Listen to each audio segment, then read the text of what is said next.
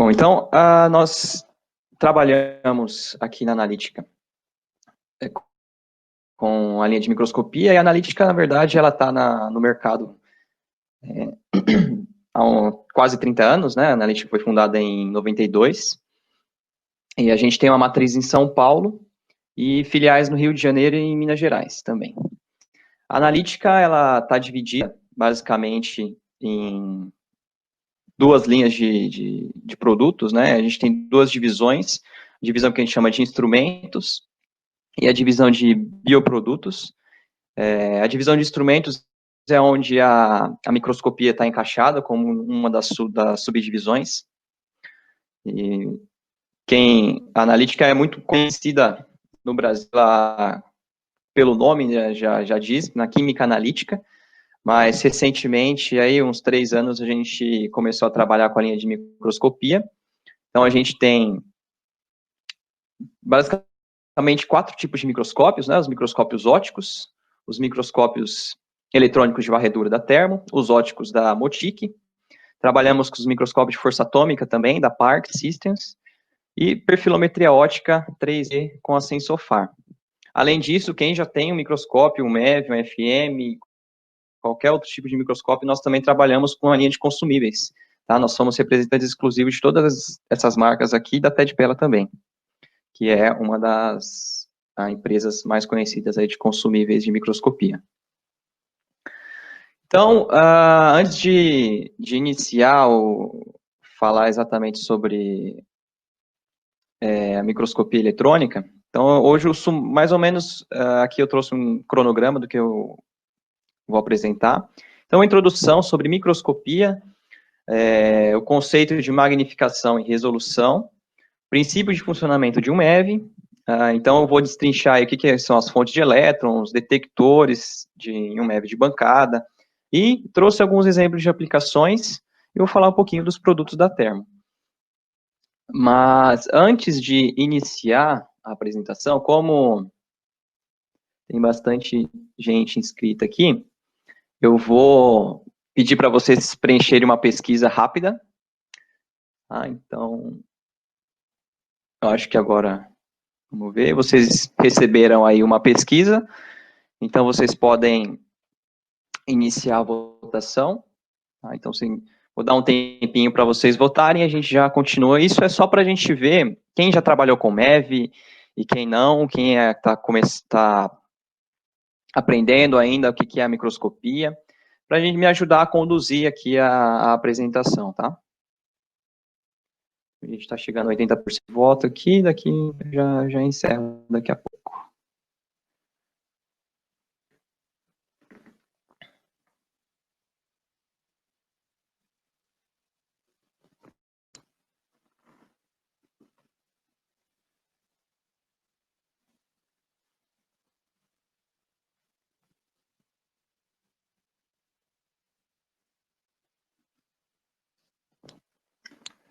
Beleza, 90% das pessoas já votaram.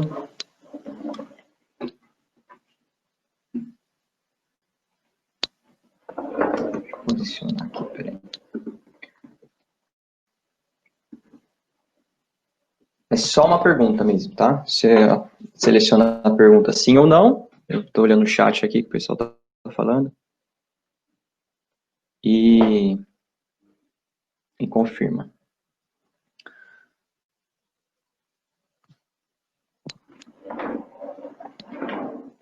Ok. Vou encerrar a votação. A gente está aqui com praticamente 50%.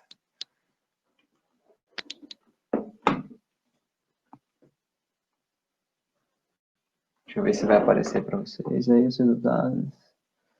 Beleza? Então, obrigado pela participação. Agora eu vou voltar aqui à apresentação. Perfeito.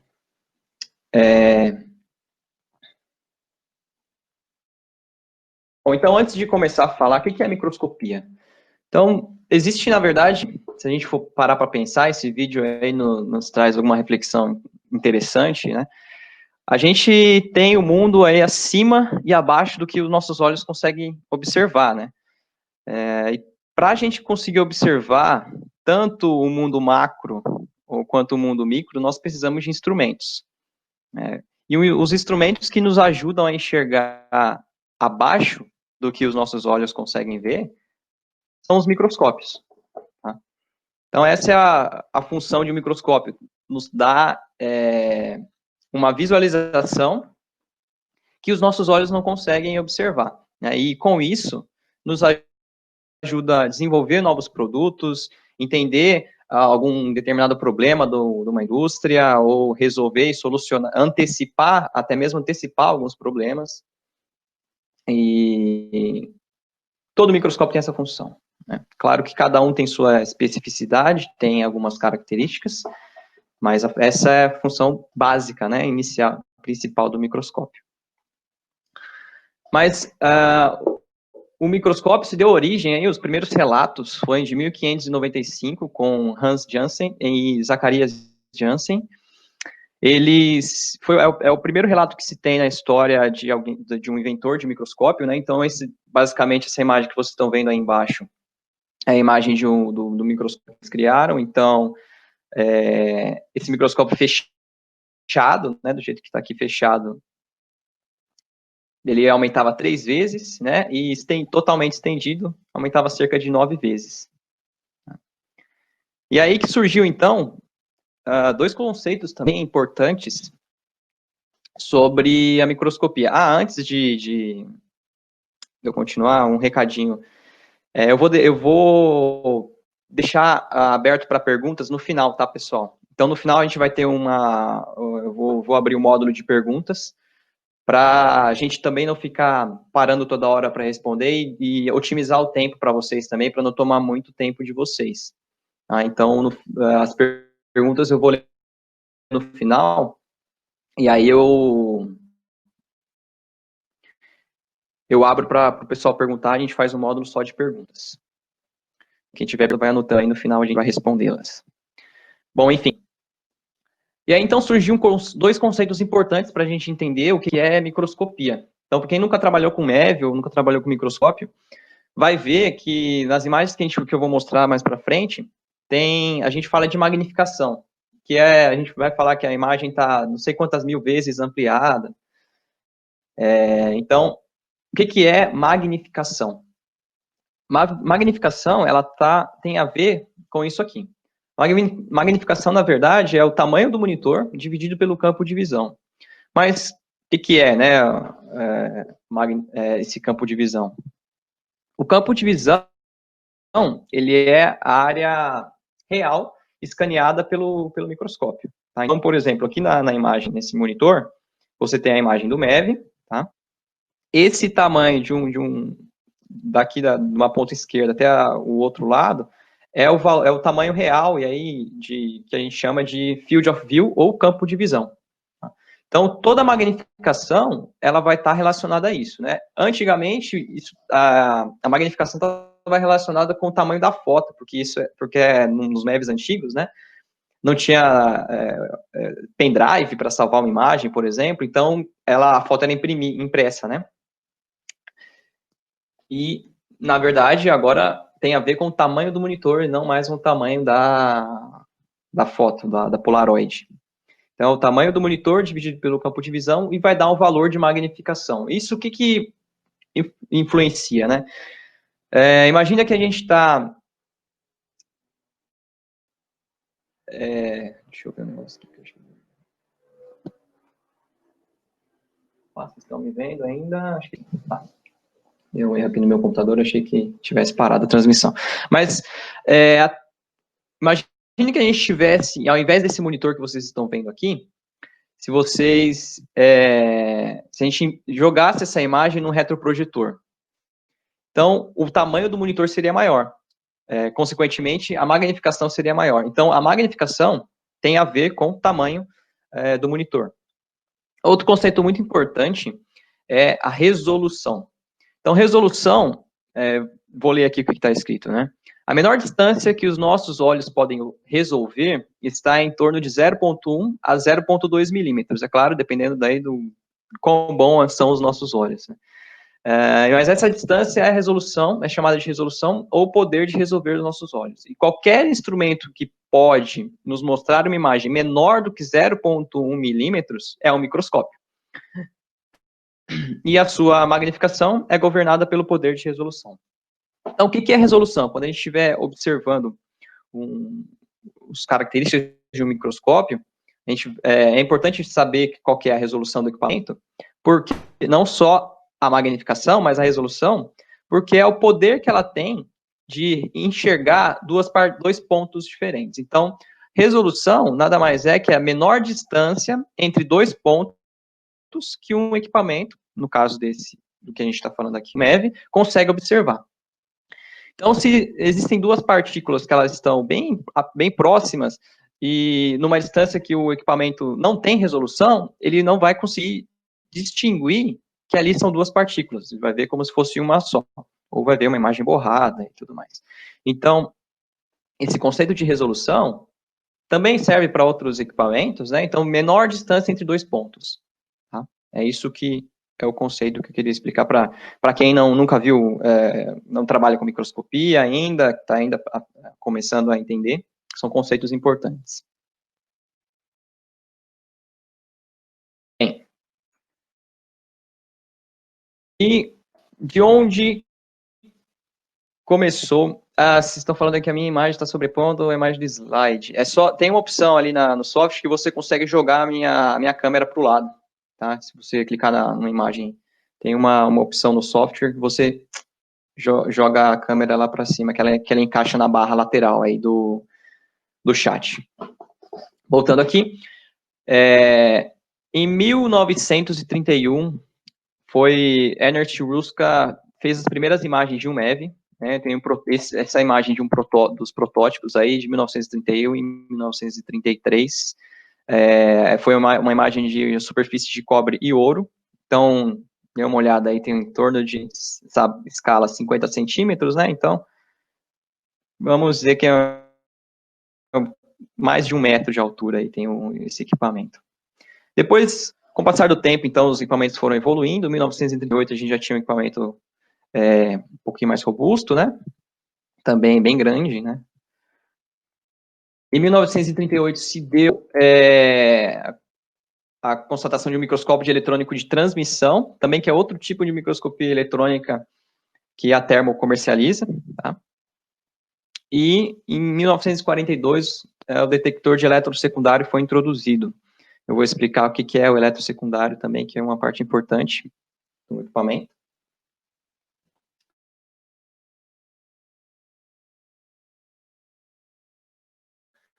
Mas o primeiro MEV a ser comercializado foi esse aqui. O tamanho dele, né, tanto de botão que ele tinha antes, né, e foi em 1965 que esse stereoscan foi comercializado. Tá? Em 1948, o professor Otley, lá de Cambridge, iniciou esse equipamento e introduziu esse equipamento chamado stereoscan e comercializado em 1965. Mas, em 1946 que começa a história da Thermo na microscopia eletrônica. Então, hoje a gente tem microscópios eletrônicos de transmissão, varredura, e o nosso de varredura é o MEV, que a gente trabalha na analítica, é o MEV de bancada, que é esse que vocês estão vendo. E a história da Thermo é a seguinte, né, os nossos equipamentos surgiram da Philips em 1948, em 1997, muitos de vocês já devem conhecer esse nome, FEI. A FEI é originada da Philips, né? Eles estão na mesma cidade de Eindhoven, na Holanda. Então, em 1997, a FEI introduziu os MEVs, começou a trabalhar com os MEVs de chão, né? Teve uma divisão lá na Philips. E, em 2006, introduziu o conceito de MEV de bancada. Então, um equipamento que pudesse caber numa bancada e fosse simples de operar. Em 2009, a FEI se dividiu, né? A FEI ficou só com os MEVs de chão, a Phenon criou-se a empresa chamada Phenon, que foi responsável por trazer os MEVs de bancada no patamar que existe hoje. Então, em 2006, o primeiro MEV de bancada, só para vocês terem uma noção de como que era antes, em 2006, se a gente for ver, não é tão longe, né? 14 anos atrás, o primeiro MEV de bancada ele ia até 20 mil vezes de ampliação. A Phenom, ela começou a trabalhar com os MEVs, hoje a gente tem o Phenom Pro X com até 150 mil vezes de ampliação, o Phenom XL hoje está chegando a 200 mil vezes de ampliação, e a Thermo adquiriu a FEI em 2016, e, consequentemente, em seguida, adquiriu a Phenom em 2018, e em 2018 a Thermo lançou o Phenom Faros, que é o primeiro FEG de bancada, vou explicar o que é depois o FEG. É o primeiro FEG e único FEG de bancada do mercado, que ele chega até 1 milhão de vezes de ampliação. Então, é uma evolução muito grande aí num curto período de tempo, se a gente for parar para pensar aí de 2006 para agora.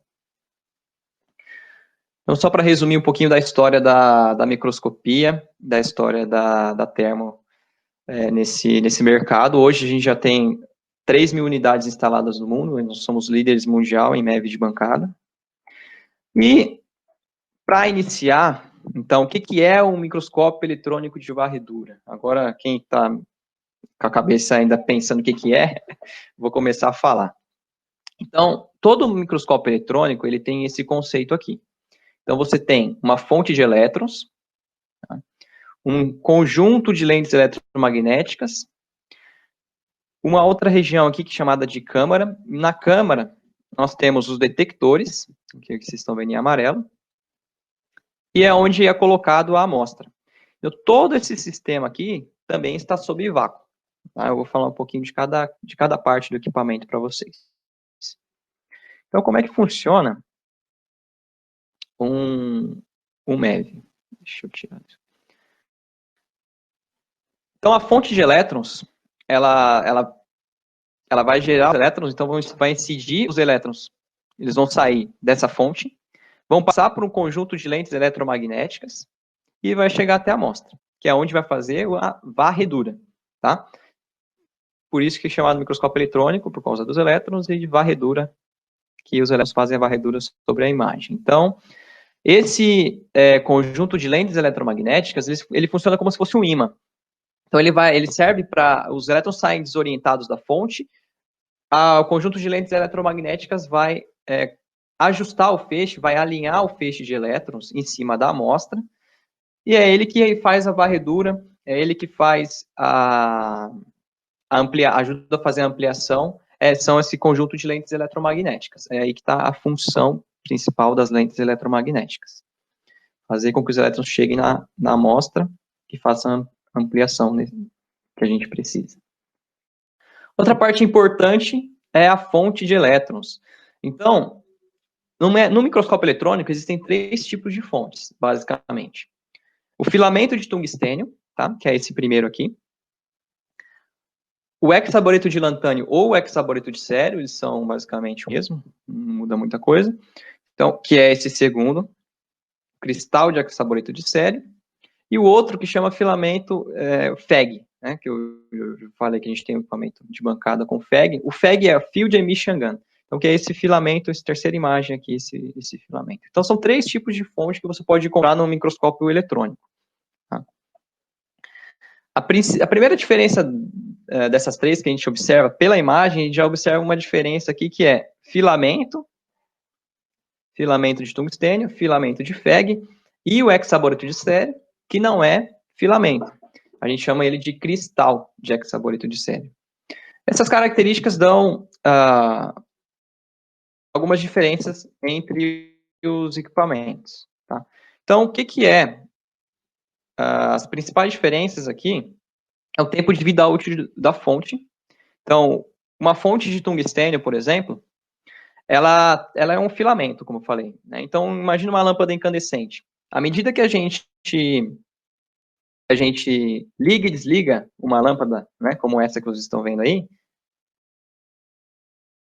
enquanto a gente tem iluminação, o filamento está intacto. Mas quando queima a lâmpada, o que acontece com a lâmpada? Acho que vocês já viram, né?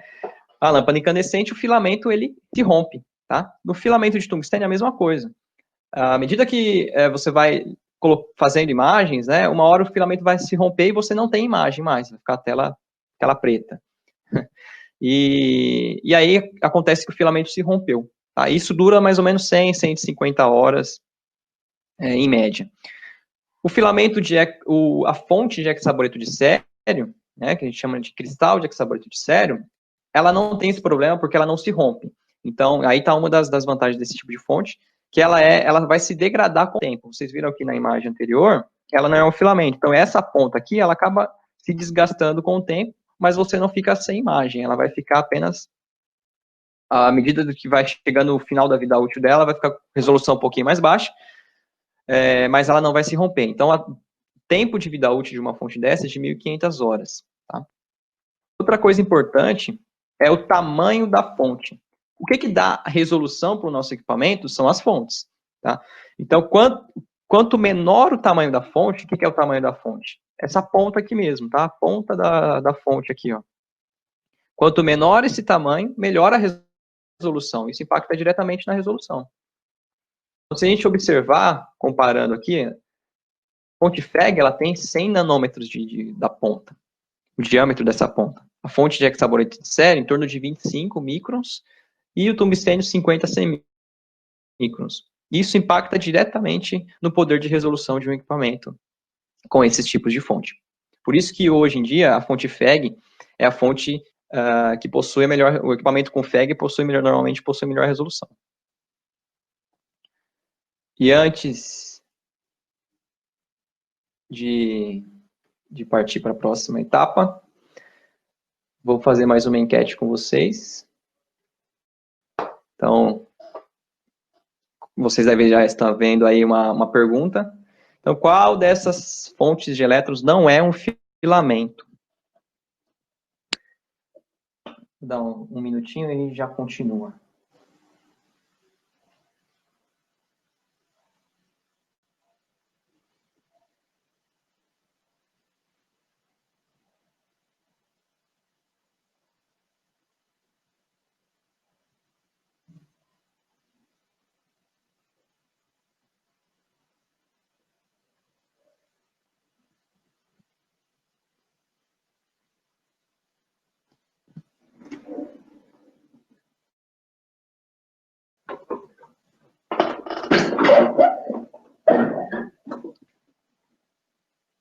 Beleza?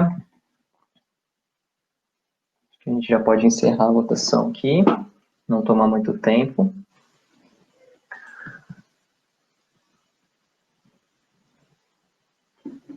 Então é isso mesmo. A fonte de hexaboreto de sério não é um filamento, ele é um cristal.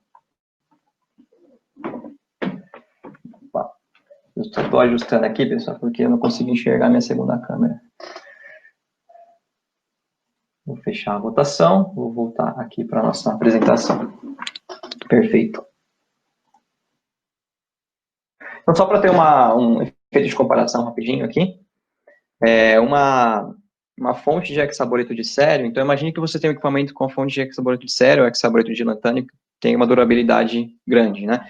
Então, se você recebe o equipamento, você já vem com uma fonte. Então, depois de passou 1.500 horas, você vai precisar trocar essa fonte. Então, você vai fazer uma troca de fonte, você vai parar uma vez a sua rotina para fazer essa troca. Depois, ela vai durar mais 1.500 horas até a próxima troca.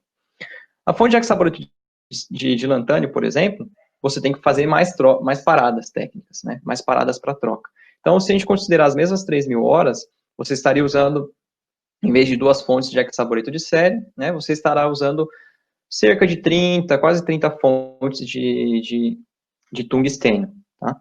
Normalmente, as fontes de hexaboreto de série, né, no caso do nosso equipamento, nós temos um contador de horas operacional. Então, enquanto você está fazendo a imagem, o elétron, a fonte de elétron, ela está contando.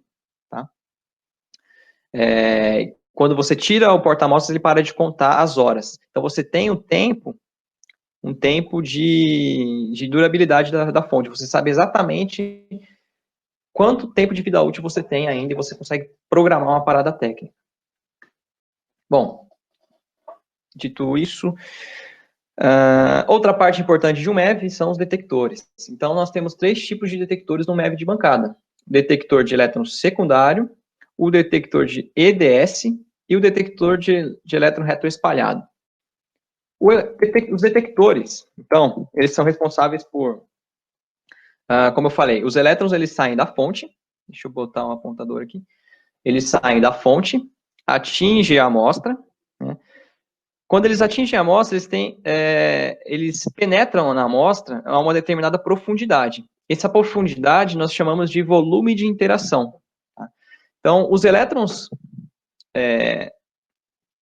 que atingem até uma determinada, até 10 nanômetros de profundidade de interação, eles são refletidos depois e são captados pelos elétrons secundários, o detector de elétrons secundários. Tá? Então, é um detector, elétron secundário é um detector de imagem. Então, ele vai ter, o que eu falo de imagem? Por quê? Porque ele vai detectar esses elétrons dessa superfície de até 10 nanômetros de resolução e transformar essa informação em imagem. Os elétrons primários que saem da fonte atingem a amostra até 2 microns, mais ou menos, da superfície, eles são captados pelo detector chamado detector de elétrons retroespalhados, que eles ficam em cima da amostra, normalmente. Tá? Então, normalmente eles ficam nessa posição, detector de elétron retroespalhado e o detector de elétrons secundários um pouco inclinado na lateral do equipamento. Então, esses dois detectores são os detectores responsáveis por fazer imagem no MEV. Tá? O terceiro detector que eu falei, que é o EDS, é um detector de raio-x. O MEV, ele também é capaz, além de fazer imagem, de fazer uma análise química. Tá? E é o EDS que faz esse tipo de análise, eu vou explicar mais para frente. Mas para mostrar para vocês o que são essas imagens, né, desses detectores, a gente tem duas imagens aqui, da mesma amostra. Quais são as diferenças entre as duas aqui que vocês conseguem observar? Perdão. Existem uma diferença importante aqui. No detector de elétrons retroespalhados, esse aqui é o BSD, a gente observa que a imagem está um pouco mais escura e alguns pontos mais claros, né? Esse contraste bem forte aqui. Então tem um brilho aqui nessa ponta, tem vários pontinhos brancos, tá? O detector de elétron retroespalhado, ele traz informações composicionais da amostra. O que é isso? Diferença de número atômico, diferença elementar mesmo. Então, por exemplo, se você estivesse trabalhando com a imagem de uma amostra de silício e alumínio. Então, por exemplo, o silício e ferro. O silício ele é mais leve que o ferro. Então, o silício normalmente aparece mais escuro e o ferro apareceria mais claro. Então, no elétron retroespalhado, você consegue ter esse contraste, você consegue dizer, por exemplo, se tem uma impureza num determinado material, apenas observando a diferença de contraste composicional. No elétron secundário, ele já não tem esse contraste. Mas o elétron secundário nos traz informações mais topográficas, informações mais tridimensionais. A gente consegue observar melhor alguns detalhes da superfície da amostra que no elétron retroespalhado a gente não consegue ver. Então, eu trouxe aqui mais uma imagem aqui do elétron retroespalhado, como eu falei, olha só, vocês conseguem diferenciar mais escuro, mais claro, 3 tons de cinza aqui, né? Eu ainda não falei disso, mas toda a imagem de MEV, ela é preto e branco, tá? Quem ainda não trabalhou com MEV, a gente trabalha na escola, por exemplo, na faculdade, com microscópios ópticos, a gente vê as imagens coloridas, né? Porque a gente está trabalhando com luz. Então, o microscópio óptico é uma luz que incide sobre a amostra, né? Já o MEV são elétrons que incidem sobre a amostra. Então, nós não temos imagem colorida do MEV. Toda imagem MEV é preto e branco. Existem imagens coloridas, que eu vou falar um pouquinho mais para frente por que são coloridas, mas a imagem de MEV original são imagens preto e branco. Mais alguns exemplos aqui das imagens. Então, elétron retroespalhado, elétrons secundários aqui. Então, a gente consegue ver aqui, ó, tudo que for mais claro, não é imagem de elétron retroespalhado, são elementos mais pesados. Então, se a gente está observando essa ponta, essa partinha mais escura, elas são elementos mais leves, tá? São partículas formadas por elementos mais leves. O elétron secundário, a gente já está observando algumas informações aqui, que são alguns riscos, alguns detalhes, olha, da superfície, que ficam mais claras, ficam mais bem definidas, né, na topografia, do que na imagem de retroespalhado. Então, são informações complementares. Isso depende do que você precisa observar na sua amostra. E outro exemplo. Uma coisa que eu vou falar mais para frente é a diferença de tensão de aceleração. Então, quando você está fazendo uma imagem do MEV, existe uma configuração que você seleciona para que a fonte gere determinada tensão de aceleração. O que é isso? É a energia com que os elétrons saem da fonte e atingem a amostra. Então, a fonte... aqui eu estou aplicando duas tensões diferentes, para vocês verem qual é o efeito disso, né? Então, por exemplo, o elétron retroespalhado a 5 kV, uma tensão de aceleração mais baixa do que a 15 kV. Isso pode influenciar na imagem também. Então, se eu baixar a tensão para 5 kV, você tem informações um pouco mais superficiais, tá, do que informações com 15 kV. Então, imagina que com 15 kV, aquela profundidade de interação que eu mostrei antes, ela vai ser maior, tá? Porque os elétrons chegam com mais profundidade na amostra. E aqui com 15 kV elétron secundário também, mas para vocês terem uma ideia de comparação, tá? Então, mesmo com 15 kV, o elétron secundário tem informações mais topográficas, olha só, do que o de elétron retroespalhado. Estou vendo que tem vários comentários aqui, pessoal, algumas perguntas. Como eu falei no começo, a gente vai fazer um módulo de perguntas no final, para não tomar muito tempo de vocês aqui também, tá? Então, peço que vocês guardem algumas perguntas para a gente fazer no módulo de perguntas, para a gente poder otimizar aqui o tempo de vocês, da apresentação, e focar só em perguntas no final, tá? Por isso que eu acabo não respondendo algumas perguntas aí que está aparecendo no chat. Também vão aparecendo, vão subindo as perguntas no chat, às vezes eu não consigo acompanhar. E aí no final do módulo de perguntas é mais fácil de acompanhar isso. Bom, vamos lá. Mais uma imagem para vocês compararem aí. O elétron retroespalhado, olha só, e a mesma imagem com o elétron retroespalhado e com o elétron secundário. Com o elétron secundário, vocês conseguem observar uma informação um pouco mais 3D, né? Uma informação, parece que tem um buraco aqui no centro, né? Porque são informações mais superficiais mesmo. Tá? E aqui vocês observam, mais uma vez, o contraste composicional. Tudo que é mais escuro são elementos mais leves, mais claro, elementos mais pesados. Tá?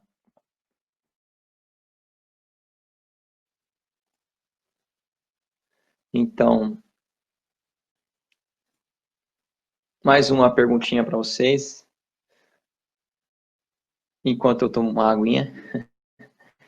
Acho que já apareceu para vocês, vocês podem votar. Então, qual dos detectores gera a imagem com contraste composicional? Detector de elétron retroespalhado, detector de elétron secundário ou detector de raio-x?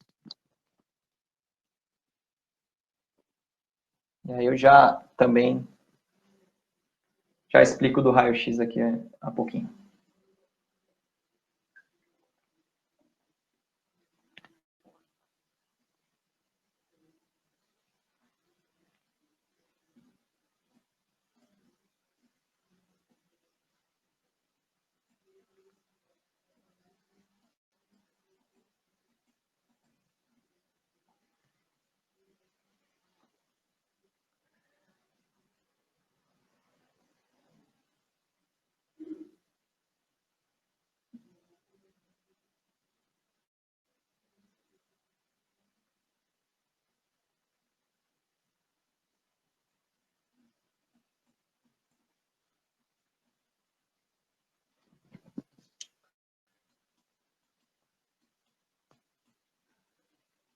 Beleza, então, qual dos detectores gera imagem com contraste composicional? O detector é o detector de elétron retroespalhado, ele vai gerar a imagem que vai nos dar esse contraste composicional.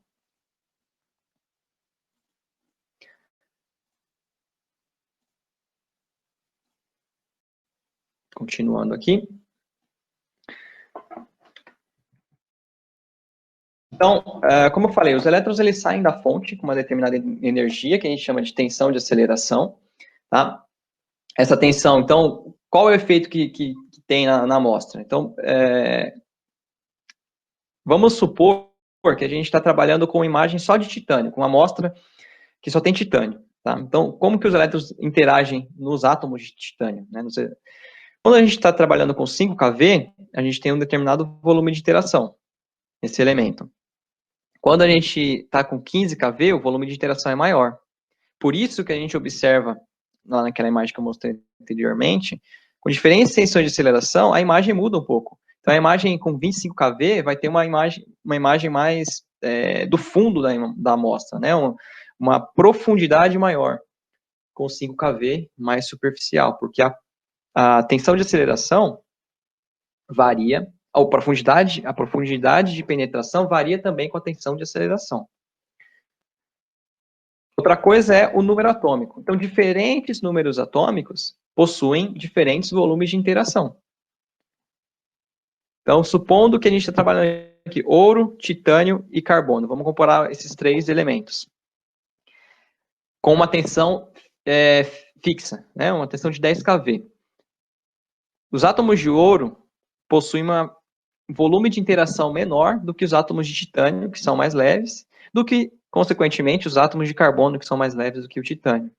Então, quanto menor o número atômico, maior vai ser o volume de interação.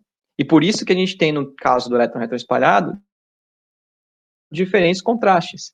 Tá? Então, um elemento que tem número atômico muito grande, né, os elétrons interagem, tem uma blindagem maior, né? Então, a penetração dos elétrons primários da fonte, consequentemente, é menor. Então, o volume de interação é menor em elementos mais pesados. Por isso que eles aparecem mais claros na imagem de retroespalhado. Então, aqui, ó, comparando 5 kV, a gente vê algumas partículas na superfície, e quando a gente vai aumentando a tensão de aceleração, a gente começa a pegar informações mais fundas, mais profundas, tá, da amostra. E aí as informações das superfícies acabam sendo mescladas ali. Então, depende do que você quer observar, a gente vai variando essa tensão de aceleração de acordo com o que você quer observar na sua amostra. Mais uma vez, aqui a comparação.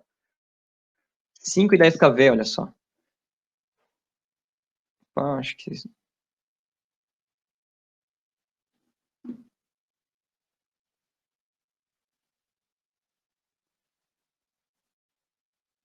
Só um momentinho, que eu acho que o meu computador deu uma travada aqui na apresentação.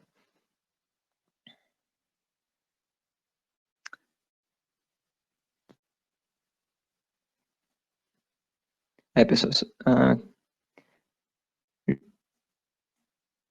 meu computador... Eu vou ter que abrir a apresentação de novo, só um minutinho, que meu computador travou, infelizmente. Coisas que acontecem, né?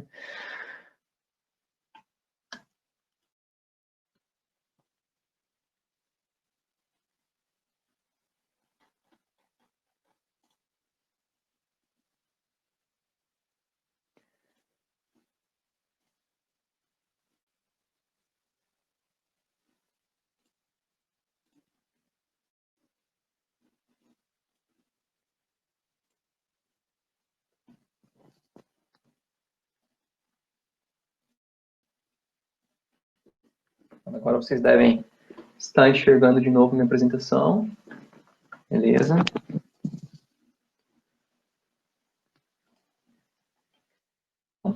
Vamos continuar aqui. Desculpe pelas... Ainda não estão enxergando.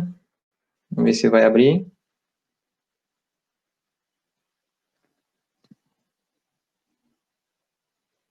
Foi. Abriu. Dá um ok aí se estão aparecendo. Acho que vai com... Tá ok. Acho que a maioria do pessoal que tá... Ok, obrigado, pessoal, por avisar. Desculpa por esse incidente. Então, vamos lá, voltando. 10 e 5 kV. Então, mesma coisa, a diferença aqui, né? 10 kV está com uma imagem um pouco mais profunda e 5 kV, você vê que as fibras da parte de cima, elas ficam mais fáceis de enxergar, né? Mais claras, né? As partículas também, olha só que elas ficam melhores de enxergar porque elas estão mais na superfície. Agora, se você quiser pegar a informação mais profunda, a gente coloca com 10 kV, olha só a diferença. A gente vê algumas informações mais com profundidade de penetração maior, tá? Então, só para finalizar, essa daqui é uma das últimas perguntas. Qual dos elementos abaixo, então, apresentará maior volume de interação com os elétrons da fonte? Então, alumínio, ouro, carbono ou sódio? Qual desses elementos vocês acham, né, pelo que eu mostrei lá na apresentação, que vai ter elementos, vai ter uma profundidade maior de interação? Então, lembre, quando a gente tem os elétrons saindo da fonte, a interação com os elétrons dos elementos vai variar de acordo com o número atômico, né? Então, quanto maior o número atômico, mais difícil vai ser para os elétrons da fonte penetrar nas camadas eletrônicas.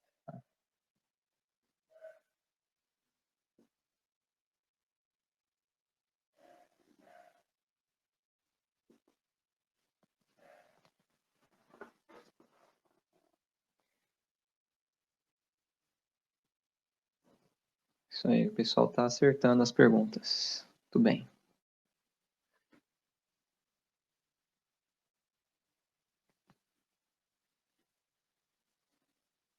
Vou dar mais 10 segundinhos e a gente já encerra e continua a apresentação.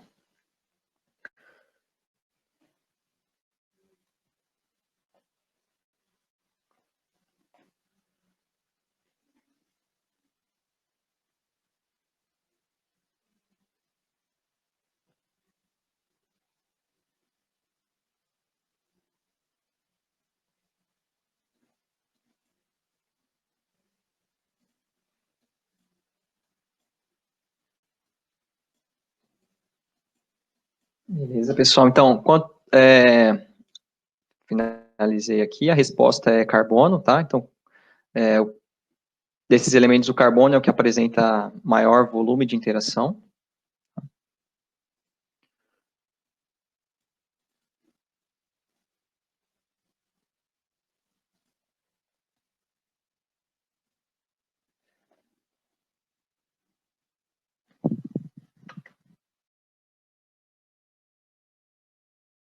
Bom, e agora, voltando, vou apresentar para vocês, então, já que a gente falou dos detectores, o último detector é o EDS, tá?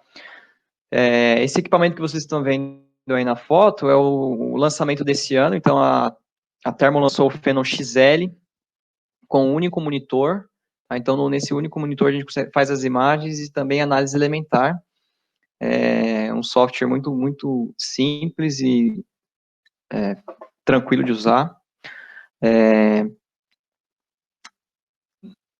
E esse é o software, né? Então, o que vocês estão vendo aqui é a imagem do MEV. Então, quando a gente faz o IDS, então, o IDS ele pode ser pontual, ou seja, você está fazendo a imagem do MEV e você quer fazer a análise da composição química dessa estrutura que está aqui no meio, né? Dessa partícula, que pode ser uma impureza, pode ser alguma característica que você está buscando.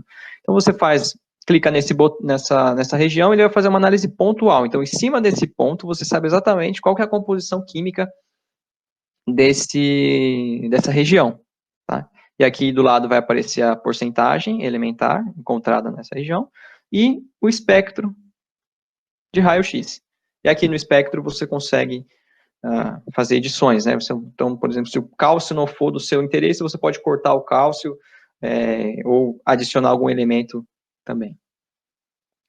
Outra coisa então você pode fazer em vários pontos, tanto aqui nessa parte, quanto em outras regiões, né? Da imagem que vocês estão observando. Então, o EDS, esse outro terceiro detector, é um detector que é o detector de raio-x, que é o detector que a gente utiliza para fazer análises elementares. Então, num espectro, num resultado de EDS, para quem não está muito familiarizado ainda, o resultado vai ser isso daqui, ó, vai sair uma tabela em porcentagem elementar. Quem está mais acostumado com a química analítica, por exemplo, um ICP dá esses resultados elementares, uma fluorescência de raio-x dá esses resultados elementares, diferente de um cromatógrafo, diferente de um outro equipamento que dá resultados, vamos dizer assim, moleculares, né, de informações de uma molécula. A gente dá informações do elemento, né, a porcentagem do elemento. E é diferente de um raio-x, porém, de fluorescência de raio-x, o fluorescência de raio-x abrange uma grande área da amostra, né? Então, a gente observa de toda a amostra, porcentagem elementar de toda a amostra. Aqui, no EDS, é bem específico, porque a gente está fazendo uma ampliação e a gente está fazendo um EDS em um ponto bem pequenininho, né? Dentro da imagem aqui. Então, ele é bem preciso pontualmente.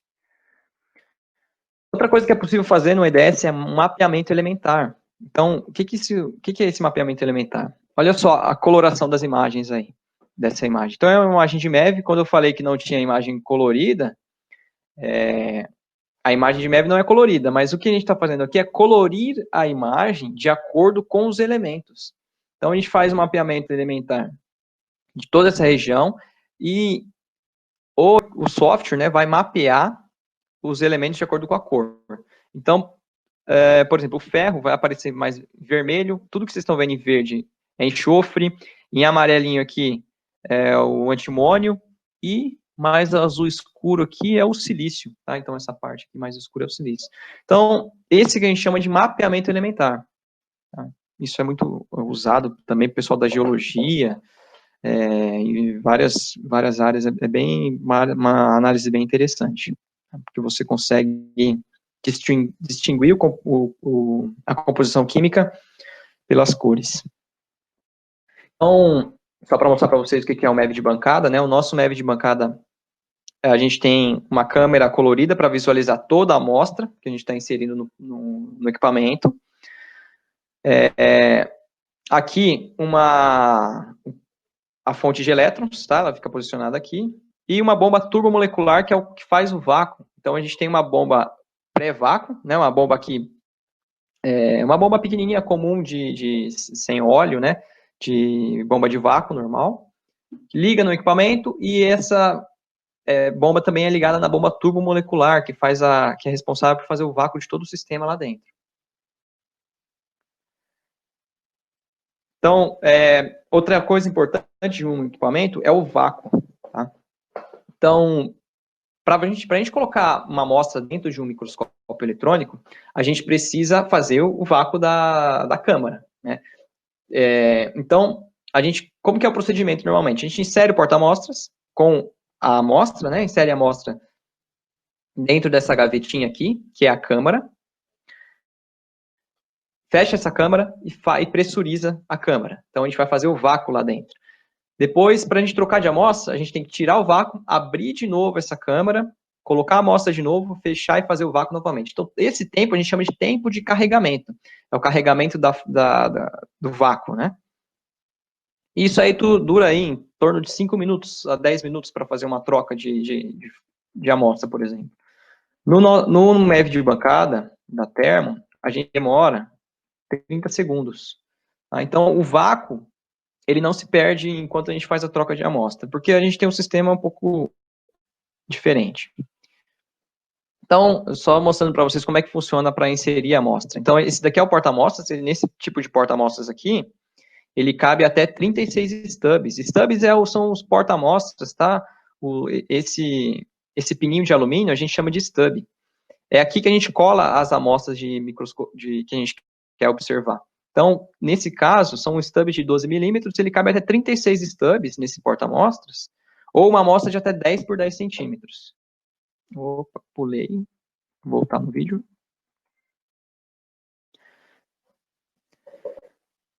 Então, depois que a gente insere as porta-amostras, a gente vai abrir o equipamento. Então, a gente abre essa porta e fecha a porta. Nessa primeira etapa, não tem vácuo. Não existe vácuo nessa primeira parte do equipamento.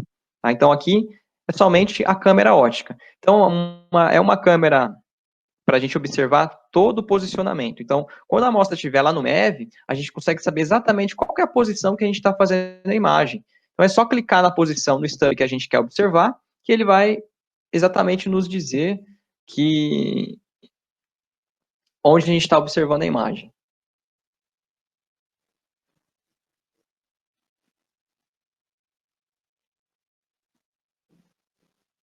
É 10 por 10 centímetros mesmo, pessoal. É uma amostra de 10 por 10 centímetros, 100 por 100 milímetros. Tá? Bom, e aí, depois que a gente aperta um botão no software, a gente tem uma opção para ejetar, né? Então, ou colocar a amostra para dentro da câmara. Então, olha só, nessa parte de trás, aqui sim é onde tem o vácuo. Tá? Então, não existe vácuo daqui para frente. O vácuo está daqui, nessa região de trás aqui do equipamento. Então, o próprio equipamento carrega a amostra para o fundo. Né? E o usuário não tem contato com o detector, não tem contato com a câmera. Isso é uma medida de prevenção também porque os detectores são bem sensíveis, né? Então, o próprio equipamento carrega o porta-amostras para dentro. E esse carregamento demora 30 segundos. Então, a troca de amostra é muito rápida. Isso possibilita fazer mais amostras em menos tempo. Então, é muito rápido fazer a imagem nesse equipamento. E aqui é mais para mostrar para vocês o tempo de carregamento de cada dos nossos modelos, e o software também, que é de fácil uso, né? E a diferença é que num MEV convencional você tem vários botões, vários ajustes para fazer, enquanto num MEV de bancada, no nosso equipamento, a gente só tem teclado e mouse, basicamente. O resto é tudo feito no software. Isso para facilitar ao máximo a operação. Por quê? Desde 2006, quando a FEI, na época, colocou o equipamento para vender, né, produção, a ideia foi fazer um equipamento simples de usar, assim como antes a gente tinha uma câmera para tirar foto, tinha que apertar o botão, ajustar o foco, tinha que depois tirar o filme, o negativo, né, e levar para impressão. Hoje você tem um equipamento que, hoje você tem uma câmera de celular, que você abre a câmera lá do aplicativo e tira a foto. Pronto, já tirou a foto.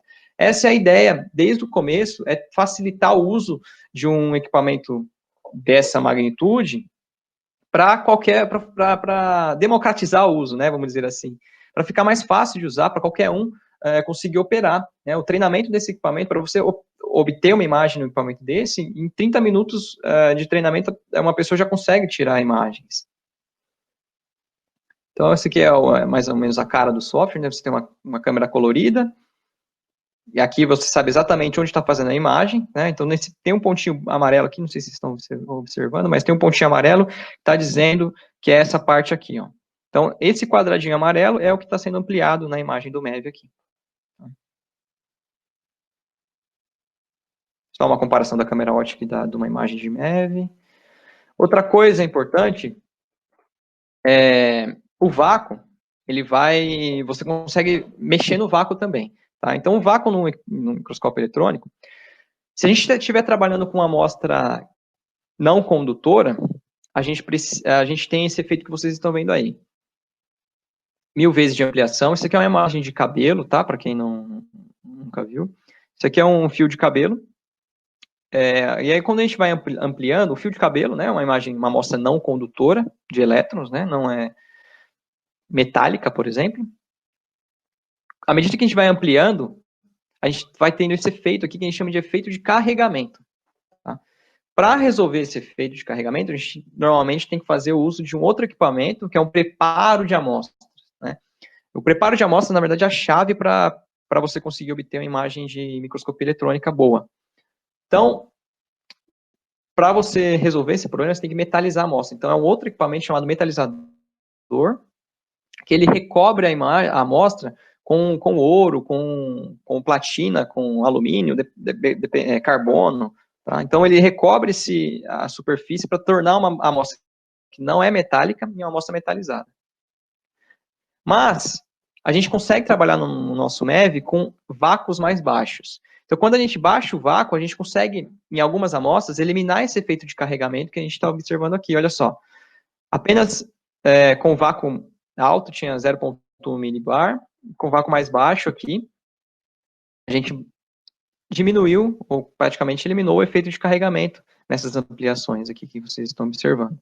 Tá? Então, para muitas amostras, você consegue ter uma redução de custo numa metalizadora, por exemplo, e muita gente não precisa nem ter uma metalizadora, claro, depende da aplicação. Tá?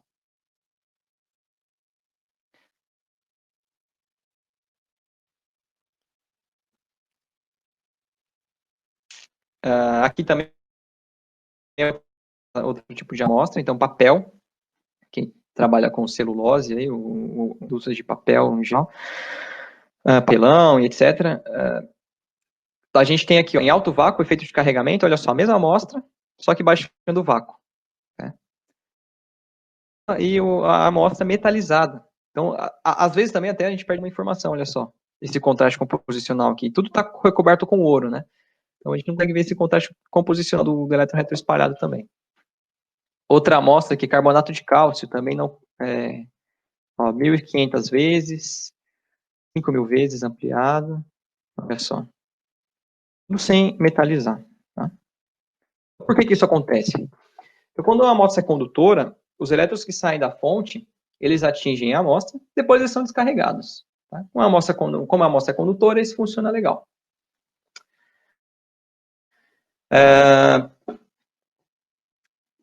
A mesma coisa, e aí quando a gente tem uma amostra não condutora, os elétrons eles atingem a amostra, tá? E ao invés de não são descarregados, né, tão bem quando seria numa amostra condutora, eles ficam na superfície da amostra, por isso que a gente chama de a imagem está carregada, tá? Porque a superfície da amostra está carregada de elétrons.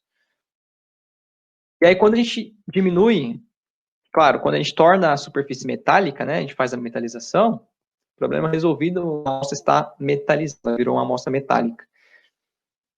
Quando a gente não né, quando a gente baixa o vácuo, o que está acontecendo é que as moléculas de ar, a gente tem mais moléculas de ar entre a ponta da coluna e a amostra, tá?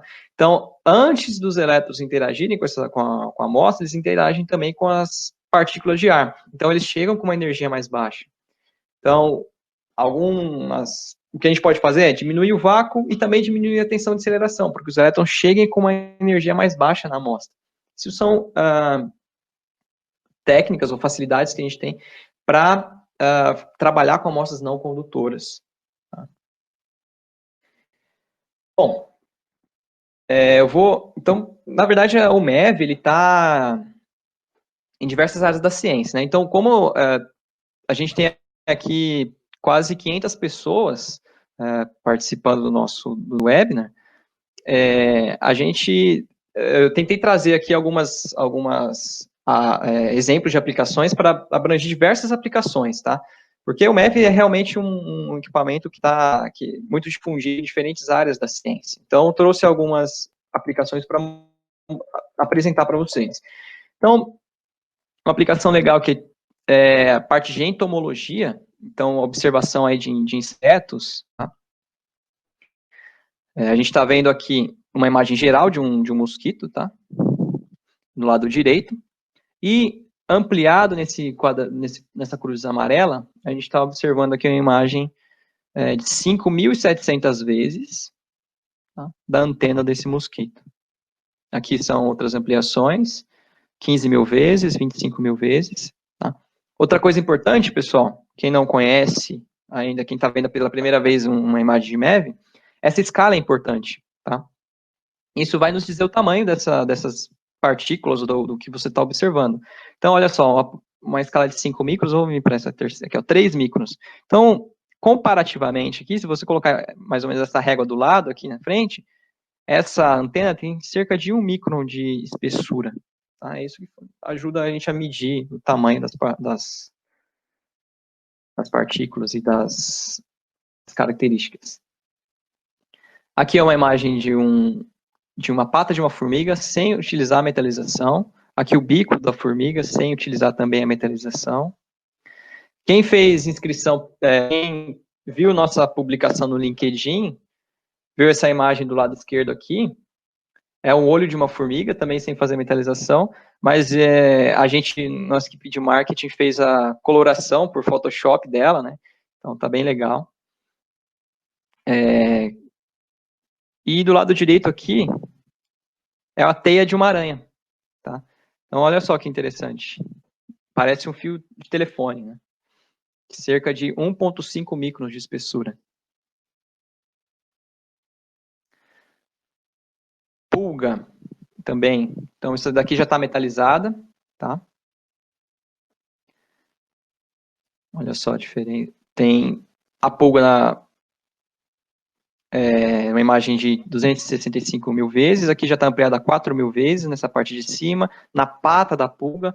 E olha só uma questão interessante, quem tem cachorro, quem tem gato, por que a pulga ela fica bem agarrada na superfície ali da pele do cachorro, animal, né? Porque ela fura, né? Ela tem essa garra aqui que a gente chama de trompa, essa parte aqui debaixo dela, tá ampliada, olha só, parece uma serra. Então ela entra fácil e na hora de sair, ela tem uns dentes para cima, né? Então é difícil por conta disso, por isso que ela... E esse é um exemplo do porquê o microscópio é importante, né? A gente consegue entender alguns sistemas de diferentes áreas da ciência. Aqui para amostras geológicas, então, aqui são algumas amostras que eu já fiz. Então, a gente tem aqui 400 vezes de ampliação, 2.000 vezes de ampliação e 9.000 vezes de ampliação da mesma amostra, tá? E aqui é um mapeamento elementar, ó, como comentei lá anteriormente. A gente fez um mapeamento elementar, tudo que está em roxo, vocês veem aí, acho que dá para enxergar, né? O que está em roxo, lilás, é titânio. O que está em verde é ferro. O que está em um verdinho mais claro é cálcio. Então, esse tipo de caracterização ajuda o pessoal, tem pessoal da geologia aí, eu não vou me arriscar em dizer o que é essa amostra, porque eu não sou especialista em geologia, mas é isso que esse tipo de informação ajuda os geólogos, o pessoal que trabalha com solos ou mineração, a distinguir o mineral, né, a definir o que é esse tipo de mineral que a gente está trabalhando. E aí a composição química aqui, né, a tabela e o espectro. Aqui mais uma vez. 2.000, 5.000 e 10.000 vezes de ampliação, também com mapeamento elementar, tá? Eu acredito que era a mesma amostra.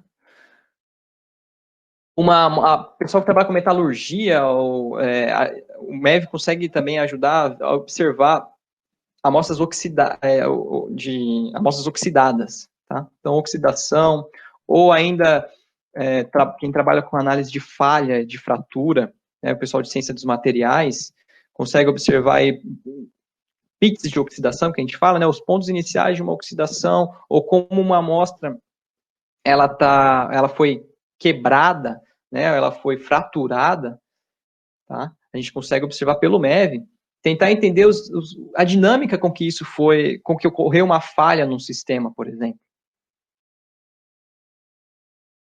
E também para caracterizar uma liga metálica. Então, isso aqui a gente chama, são os grãos de uma liga metálica, né? O contorno de grãos diz para os metalúrgicos, os metalurgistas, né? Isso aqui é uma análise que a gente, caracterização metalográfica, tá? Então, esse contorno dos grãos de uma liga metálica também traz muitas informações para o pessoal da metalurgia.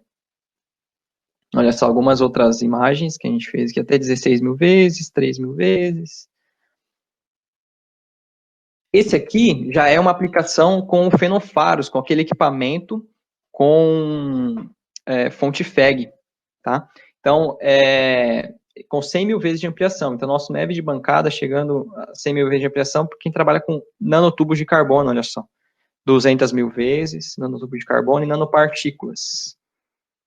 Aqui do lado esquerdo, nanopartículas de prata, e nanopartículas de ouro do lado direito, aqui 500.000 e 200.000 vezes de ampliação. Isso é feito com equipamento com fonte FEG. Nanofibras também, é só um exemplo para mostrar para vocês que a resolução que a gente consegue chegar com FEG, tá? Ó, a gente consegue medir coisas de em torno de 15 nanômetros.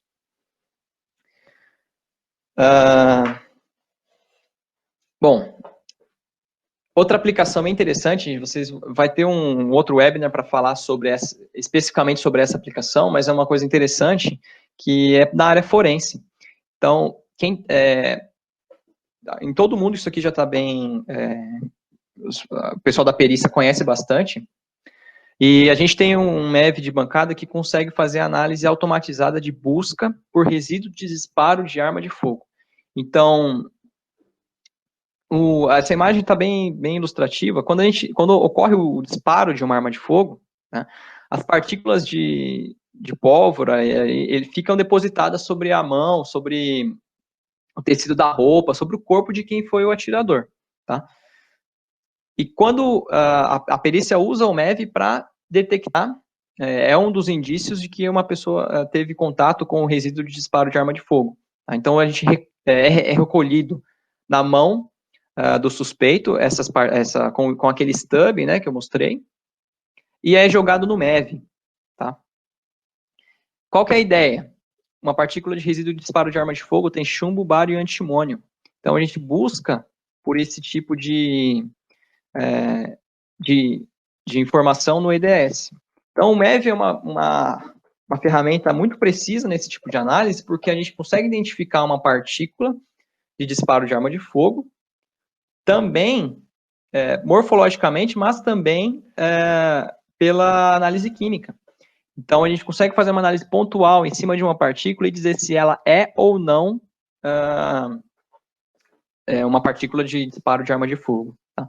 Então, o equipamento ele faz isso de forma automatizada. Você coloca o porta-amostras lá no equipamento e ele vai varrer todo o stub em busca dessas partículas. Vai fazer o EDS em cada partícula, então a gente vai ter informação exatamente de informação química, né, de cada partícula. Ele sabe exatamente onde estão essas partículas para o perito voltar também depois e buscar fazer uma outra análise em cima disso.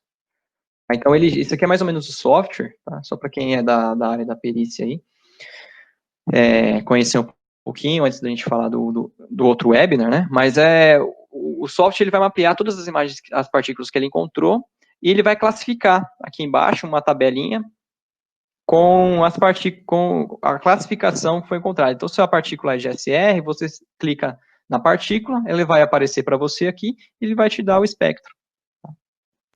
E no final você tem um relatório se foi analisado ou não. Se foi um relatório de todas as partículas que foram analisadas daquele suspeito. E aí no final aqui, olha só, chumbo, bário e antimônio. As partículas que têm chumbo, bário e antimônio, então são indícios de que a pessoa manuseou um revólver. Bom, quem é da área de ciência dos materiais utiliza muito a análise de fadiga. Então, o que é essa análise de fadiga? Né? Eu já tinha falado um pouquinho anteriormente, mas na construção de um novo produto, né? Por exemplo, para quem trabalha com polímeros. Então, tá desenvolvendo um novo produto polimérico, né?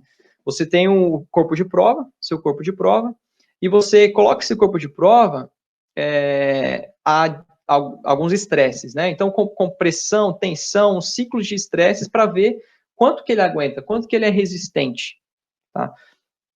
E aí pode ser feito vários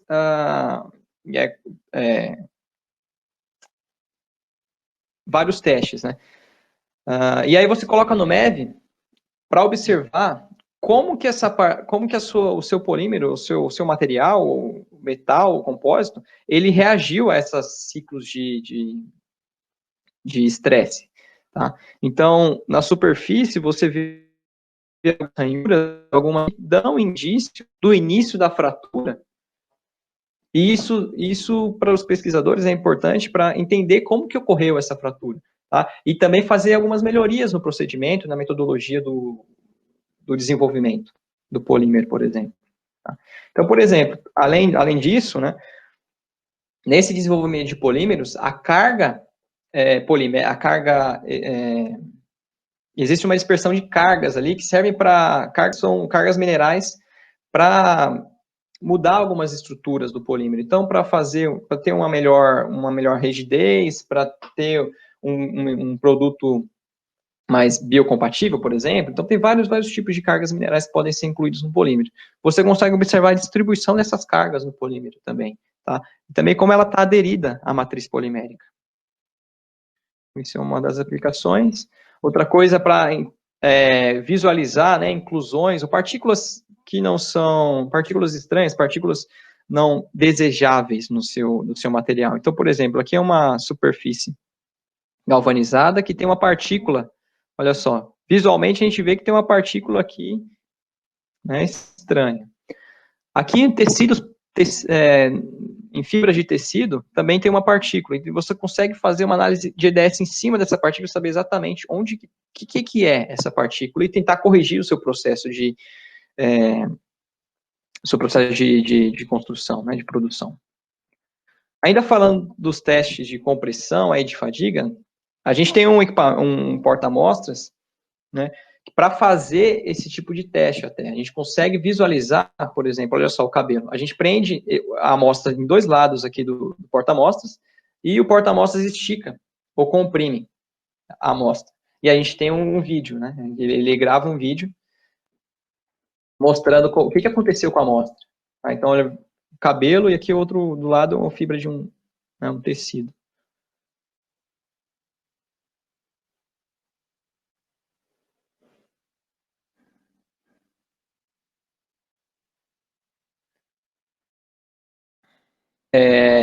Essa parte de análise de fadiga também é utilizada para o pessoal que trabalha com aeronáutica, né, com estruturas de aeronaves. Então, essas estruturas, elas são efetuados esses testes de fadiga para ver quanto que uma fibra de carbono lá da asa de um avião, ele resiste, né, ou um novo produto que está sendo feito para a estrutura das aeronaves, elas são resistentes ou não. E aí no MEV você consegue observar algumas falhas ou se elas foram bem rígidas, né, sobreviveram aos testes. Outra coisa legal, quem trabalha com componentes eletrônicos. Então, uma placa eletrônica, olha só, vista no MEV, tá?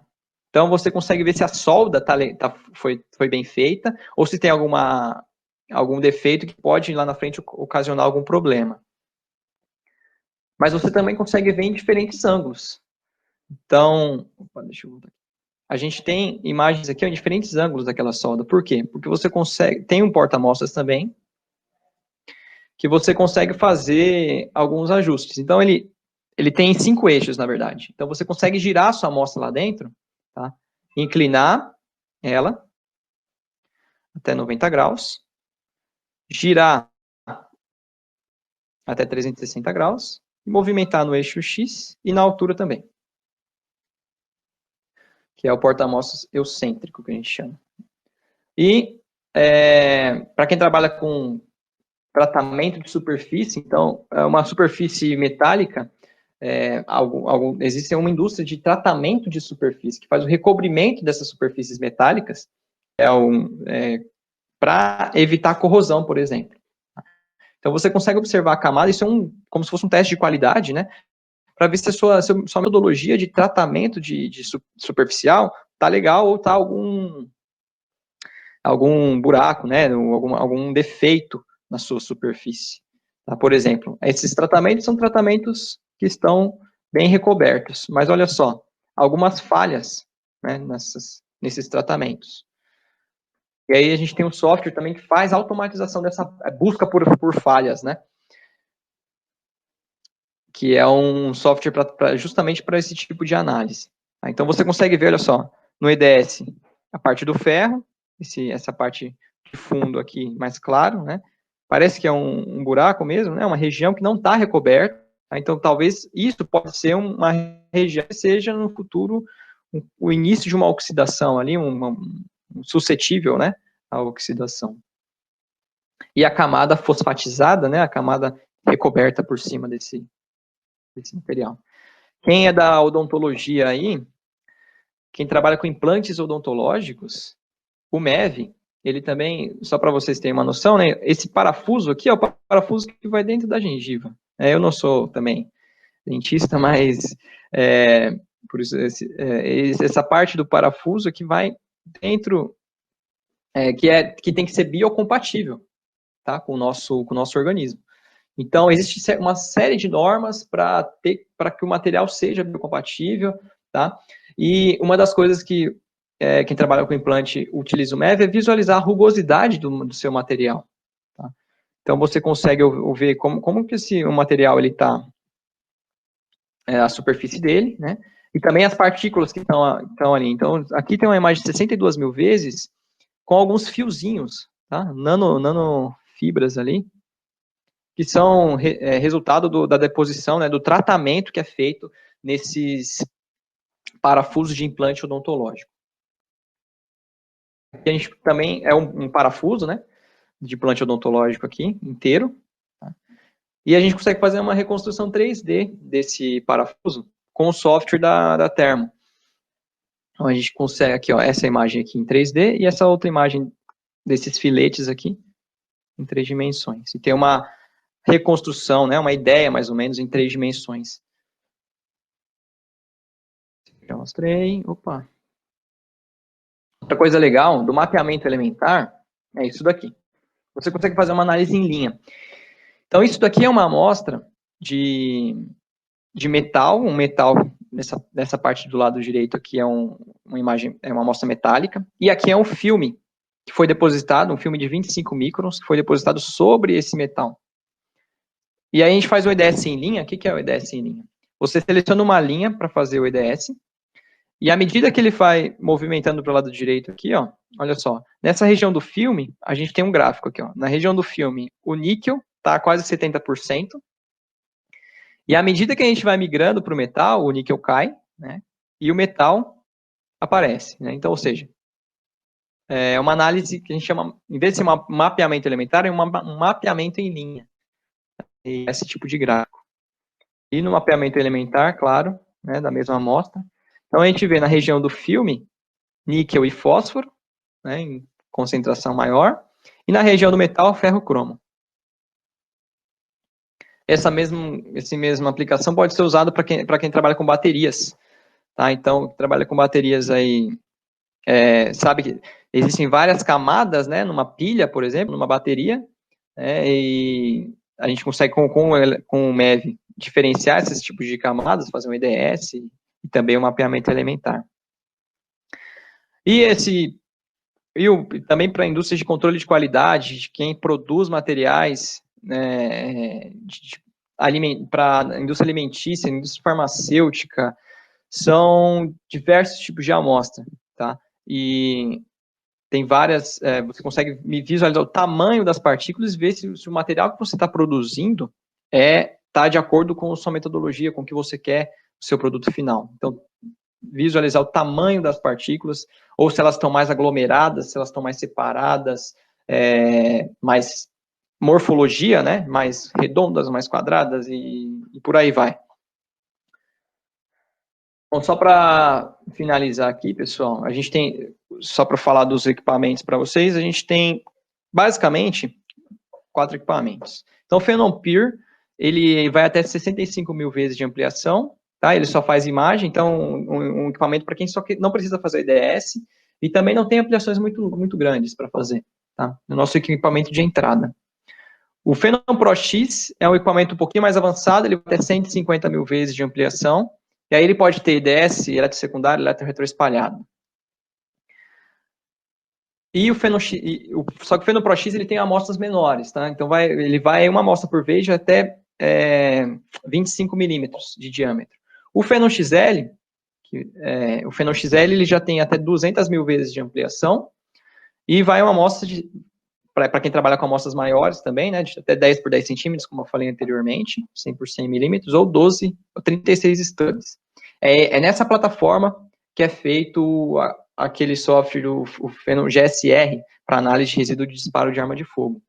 E o Phenom Faros é o nosso equipamento com maior resolução, tá? Então ele vai até 1 milhão de vezes de ampliação, resolução de 3 nanômetros, aqui também você consegue comparar a resolução deles. Só alguns recados finais. Na página Analítica 2020 do ClickMeeting, né, vocês conseguem observar mais, ver os outros eventos, né, e se inscrever nos próximos eventos, não só de microscopia, mas das outras linhas, tá?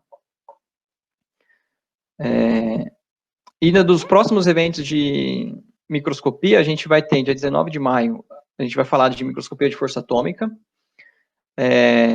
Aí, como eu falei, o GSR, então, para quem é da área da perícia e criminal, a gente vai falar dia 26 de maio, a gente vai falar especificamente sobre aquele equipamento de análise de resíduo de disparo de arma de fogo, de GSR, e dia 28 de maio, a gente vai falar sobre o perfilômetro óptico, perfilometria 3D, o que é e o que podemos medir com o perfilômetro 3D. Então, acompanha a gente por lá. Outra coisa, a gente também criou um site para microscopia, né, sobre toda a nossa linha.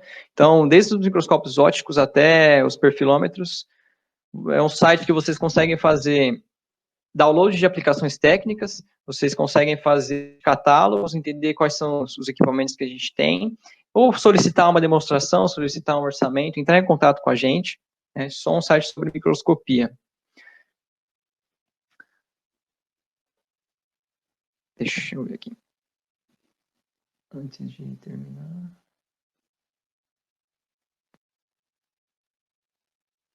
Bom, então, eu vou deixar aqui também um arquivo, vou compartilhar um arquivo com vocês vão conseguir fazer download agora, tá? Um arquivo em primeira mão, porque esse arquivo não foi... É um e-book da Thermo sobre microscopia. Tá? É um material muito legal, que ele fala de diversos tipos de microscópio. Dê uma olhada se vocês receberam aí. É um arquivo que eu recebi recentemente, foi produzido pela Thermo, que fala sobre, desde a microscopia óptica até os microscópios de MEV, até os MEVs, microscópios eletrônicos de varredura, microscópio eletrônico de transmissão, fala sobre o FIB e fala sobre outros microscópios, Dual Beam também, que é uma outra tecnologia da Thermo, tá?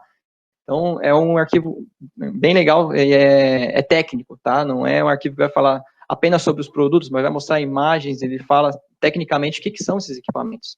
Acho que vocês têm em primeira mão. Eu ainda não divulguei esse arquivo para ninguém. Bom, legal que vocês receberam. Eu vou abrir aqui, então, agora para a parte de perguntas.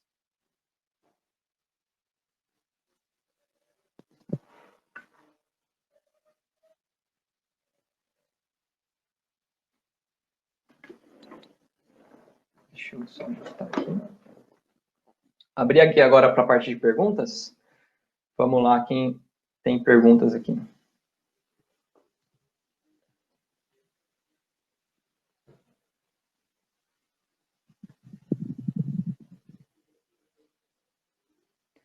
Tem como adaptar a mesa do XL no ProX? Não tem, Fabrício. São duas plataformas diferentes. Tá?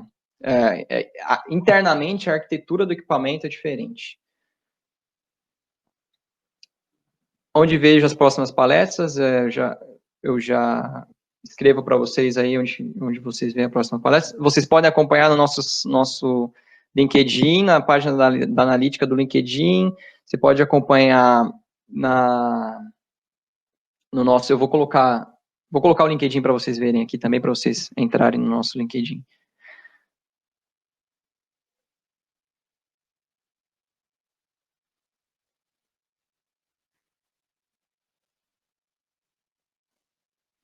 Qual é o equipamento mais recomendado para análise de nanopartículas, tanto morfologia como composição química? Anne, obrigado pela pergunta. E aí vai depender do tamanho da ampliação que você quer, o tamanho das suas partículas, tá? Então, se for nanopartículas, a gente recomenda mais o Fenofaros, tá? Porque é o nosso equipamento, vocês viram aí, com maior resolução, então a gente tinha nanopartículas de ouro, de prata, com ampliações aí de 500 mil vezes. Então, vai depender do tamanho da partícula. tá? Agora, se não exigir tanta ampliação, não for nanopartículas, né, até um determinado tamanho ali, a gente consegue fazer com ProX ou com XL, com o detector de elétron de EDS também.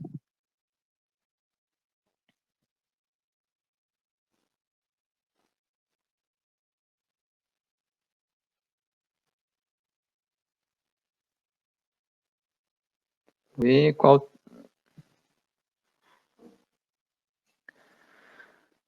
o sistema de refrigeração da linha Phenom, Moisés? Não, o sistema de refrigeração é Peltier, tá? Então, muitos equipamentos, os equipamentos antigos, né, os MEVs de chão, normalmente o EDS era resfriado por nitrogênio, nitrogênio líquido. Né? Hoje os nossos equipamentos são todos por sistema Peltier, sistema eletrônico, não tem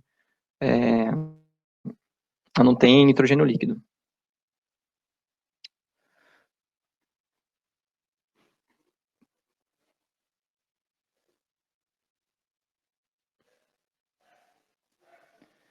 Qual KV mais adequado para grafenos?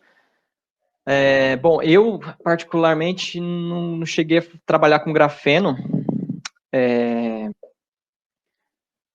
mas eu não sei, normalmente, eu não sei se você trabalha você faz realmente o recobrimento com ouro, né?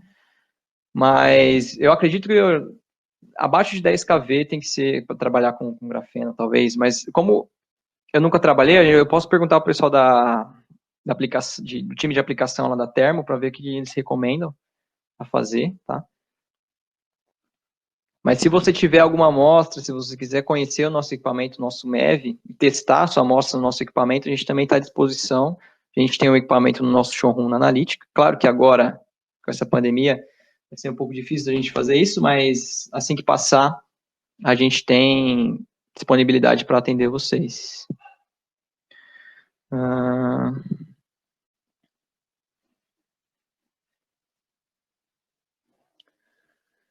Onde tem mais?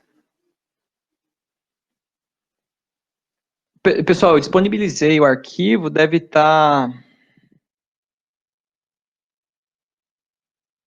Eu vou disponibilizar de novo, vamos ver se vocês abrem aí, quem não pegou ainda.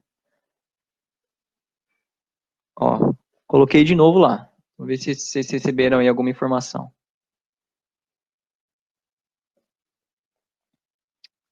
O tamanho da partícula de 20 a 100 nanômetros, acho que nesse tamanho o fenofaros é o mais recomendado, tá? Qual sua influência?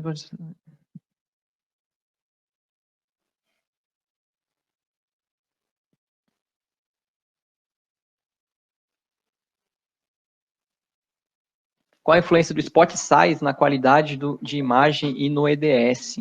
O spot size, pessoal, é o tamanho do feixe, tá? Então, o tamanho do feixe. Quando a gente faz o EDS, na verdade, a gente tem no nosso software 4 padrões de spot size para ficar mais fácil para o usuário, né? Quem já tem o MEV da Thermo, você vê que lá vai estar escrito imagem, alta resolução e análise, por exemplo. Então, quando a gente faz imagem, a gente joga o spot size para esse tamanho. Quando a gente faz EDS, a gente põe o spot size no tipo análise. Tá? Então, isso é o tamanho do feixe. Tá? E normalmente, com o spot size maior, a gente tem mais contagens chegando no EDS, chegando no detector, tá? No EDS. Então, você vai ter mais contagens da sua amostra, mais informação da sua amostra. Então, você tem, por exemplo, deixa eu tentar lembrar aqui, com o spot size maior, você chega ali a mais de 100 mil contagens, 300 mil contagens. Com o spot size menor, você vai ter ali em torno de 20 mil, 40 mil contagens. Tá? Então, a gente recomenda no mapeamento elementar usar o maior, e no pontual a gente consegue até usar o menor.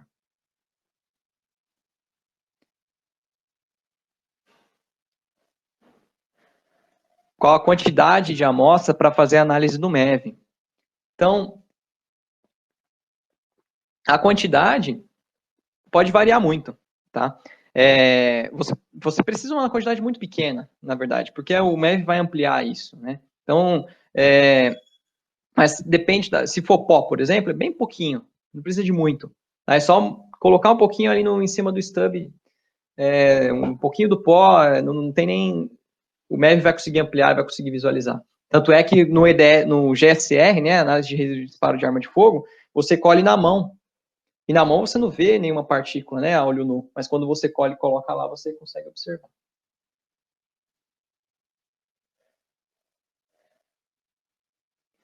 Deixa eu fazer uma coisa aqui, pessoal.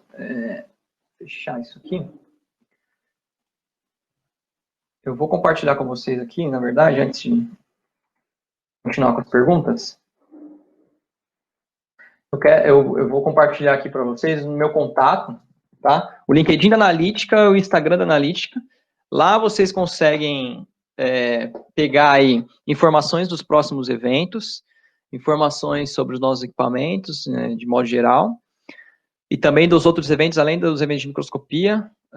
Aqui o meu LinkedIn também, se vocês precisarem de alguma coisa, podem entrar em contato comigo no LinkedIn, fiquem à vontade. E o meu e-mail e as outras redes sociais da Analítica, acompanhem a gente nas redes sociais, que a gente publica sempre por lá todas as informações dos próximos eventos e de mesmo os eventos que são presenciais, normalmente a gente está acostumado a fazer, né? Quem conhece a Analytics sabe, a gente faz muitos eventos presenciais nas universidades. Agora a gente está com essa ideia de fazer webinars para tentar juntar o pessoal mesmo nessa época de não deixar o trabalho parar, né? Nessa época de pandemia.